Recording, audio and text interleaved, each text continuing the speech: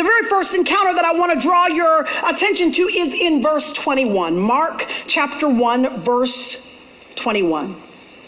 It says that he and the disciples, they went into Capernaum, and immediately on the Sabbath, he entered the synagogue and began to teach. Listen to that again. They entered into Capernaum, and immediately, somebody say immediately.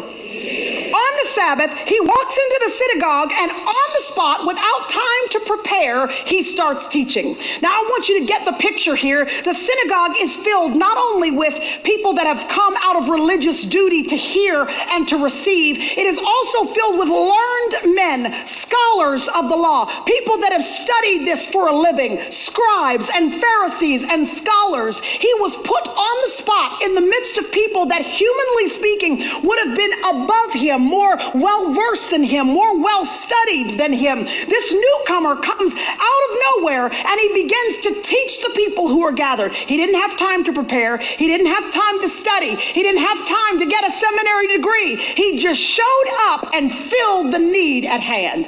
Jesus demonstrates to us that in order for us to be able to point a sign clearly to people, what we need is the exact same thing that Jesus had on this occasion. We need supernatural ability to be married to our natural ability. We can't just come in our own skill and in our own power and think that we can fill the needs that are presented to us. We, like Jesus, when we're in a position where we're in over our heads, where we are very clearly outmatched, where there are people that are around us that are more skilled and are more talented, we need what Jesus had. We need to be able to walk into that scenario in full confidence that if my God has sent me, he will also equip me for the task at hand. Jesus is put on the spot. Immediately, he rises up to the occasion. I want to tell somebody today who is in over your head. You're on your job. You've just been promoted. You know that they know that you know you are not skilled enough for that promotion that you just got. You feel like a duck out of water. You feel like a deer caught in headlights. You have no idea how you're going to meander your way through this thing. You're just faking it till you make it. I've got good news for you. What the Holy Spirit does for you is the exact same thing that God's Spirit did for Jesus Christ on this occasion. He gives us competence, ability that comes supernaturally from the Father so that we can handle the tasks that are at hand.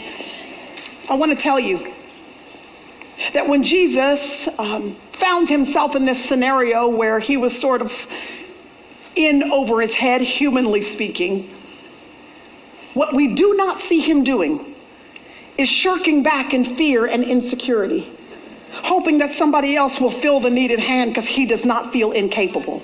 And if there's one way that the enemy seeks to take advantage of his daughters, it is to cause you to think that you are not enough, that you are not capable enough, that need that you see that needs to be filled, it better be filled by somebody else because you're not talented enough. You don't have enough time. You don't have enough patience. You don't have enough energy. But the example of Jesus shows us that the glory of God is best seen through our lives, y'all, when we step confidently into scenarios where we know up front we don't have enough, but we're trusting fully in our God to equip us for the task that is at hand.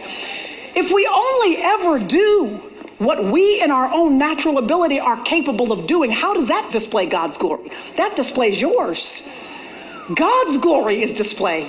The supernatural is seen through our lives, where we are in positions that are beyond us, and we get to watch the Holy Spirit help us rise to the occasion.